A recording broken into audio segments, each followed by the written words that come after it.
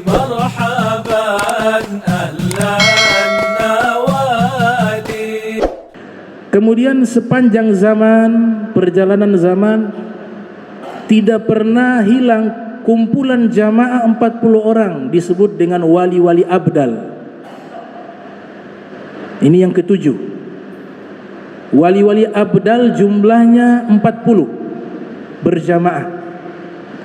Di dalam riwayat Imam Ahmad bin Hanbal, kemudian hadis ini disahihkan oleh Imam Suyuti, Rasul sallallahu alaihi wasallam bersabda, al-abdal bisyam wa hum arba'una rajula. Wali-wali abdal ada di negeri Syam, jumlahnya 40 orang. Riwayat yang lain ada di Irak, ada di Yaman, ada di penjuru dunia. Di dalam kitab Sirajut Talibin karya Kiai Haji Jampes, Ihsanuddin Jampes, mensyarah kitab Minhajul Abidin karya Imam Ghazali, mengatakan ada 70 wali abdal. Sayyidina Ali bin Abi Thalib mengatakan kepada ahli Irak, ya ahla Irak la tasubbu ahla Syam fa inna ahla Syami fa inna fihim al-abdal. Wahai penduduk Irak, jangan kalian mencela penduduk Syam, karena di tengah-tengah mereka ada wali-wali abdal. Di dalam riwayat Imam Tabrani yang lahir tahun 260 Hijriah, wafat 360 Hijriah, bisanadin hasan, dengan sanad yang hasan, dari sahabat Anas bin Malik mengatakan Rasul sallallahu alaihi wasallam bersabda, lan takhluwal ardu min arba'ina rajulan. Bumi ini tidak akan pernah kosong dari 40 orang. Maksudnya wali abdal yang jumlahnya 40 orang.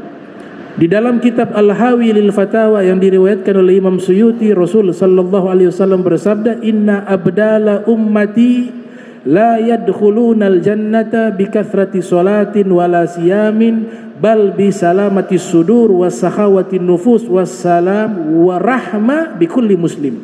Wa rahma bi kulli muslim.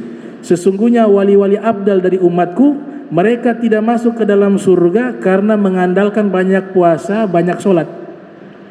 Tidak mengandalkan banyak solat dan banyak puasa. Padahal mereka adalah orang yang paling banyak solat, paling banyak puasa.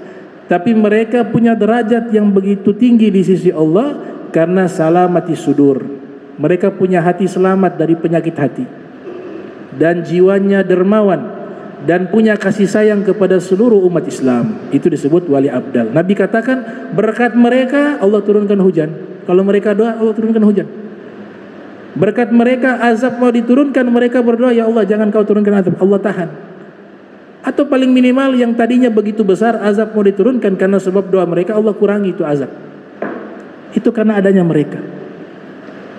Yang kedelapan, jamaah yang ada sebelum munculnya Imam Mahdi, namanya Taifah Mansurah. Di dalam hadis sahih Rasulullah SAW bersabda, la tazalu ta'ifatun min ummati zahirina alal haq la yadhurruhum man khadhalahum. Senantiasa akan ada sekelompok orang dari golongan umatku, mereka selalu menegakkan kebenaran, tidak takut akan segala celaan hingga datangnya hari kiamat. Itu adalah pasukan-pasukannya Imam Mahdi. Nah, Imam Mahdi muncul sudah masuk kepada tanda-tanda kiamat yang sudah mendekati hari kiamat. Tanda kiamat ada 3, tanda kiamat kecil, sedang, dan besar. Dan di antara tanda-tanda kiamat yang sudah terjadi di zaman kita itu sangat banyak. Di dalam hadis riwayat Imam Muslim, Rasulullah SAW bersabda, yushiku an taquma sa'ah hatta yuqbadal ilmu. Hampir-hampir dekat hari kiamat jika ilmu sudah diangkat. Para ulama mengambil riwayat dari Sayyidina Umar bin Khattab bahwa ilmu yang diangkat pertama kali di dalam ilmu agama Islam, ilmu faraid, ilmu hukum waris. Sekarang sudah langka yang ahli waris. Itu tanda kiamat, karena ilmu itulah yang pertama kali hilang. Kemudian tadhar al-fitan, banyaknya fitnah-fitnah. Yang ketiga, yakthural kizbu, banyaknya kebohongan. Di handphone berita-berita bohong banyak tersebar. Bahkan Nabi pernah mengisyaratkan, sayati zamanun ala ummati wa fir riwayah ala nas yakdzibu kizbatan fantasyarat fil afaq au kamal qala Nabi sallallahu alaihi wasallam. Akan datang satu zaman jika seseorang berbohong di tempatnya dia, saat itu juga kebohongannya tersebar ke penjuru dunia. Itu Nabi sudah isyaratkan hadis tersebut. Kalau sekarang media sosial, kita berbohong di tempat ini, kita share, broadcast, saat itu juga dia tersebar ke penjuru dunia. Padahal kita di sini. Itu Nabi sudah isyaratkan. Kemudian yang berikutnya wa yataqarabaz zaman. Sudah dekatnya hari kiamat jika zaman terasa dekat. Ini sebagian ulama seperti dalam kitab Al-Usus wal Muntalaqat mengatakan maknanya kita kalau pergi perjalanan jauh itu terasa dekat dibanding zaman dulu 1 minggu, ada 1 bulan. Karena ada transportasi pesawat cepat. Bahkan Imam Mahdi, Nabi katakan Imam Mahdi nanti pergi ke Madinah, ke Makkah, balik lagi ke Madinah dalam waktu 1 hari 1 malam. Para sahabat waktu itu mereka bingung, bagaimana bisa perjalanan sejauh itu bisa ditempuh dalam waktu 1 hari 1 malam. Nabi sedang menceritakan Imam Mahdi. Imam Mahdi masa depan. Karena perjalanan yang mereka lakukan di zaman itu 7 hari bisa sampai ke Makkah. Itu Madinah ke Makkah 7 hari. Tapi sekarang hal itu adalah hal yang tidak aneh. Naik bis saja hanya sekian jam, 6 jam sampai. Apalagi pesawat. Makna kedua, waktu terasa cepat dibanding dengan masa lampau. Masa lampau kita kalau bangun pagi tunggu maghrib lama.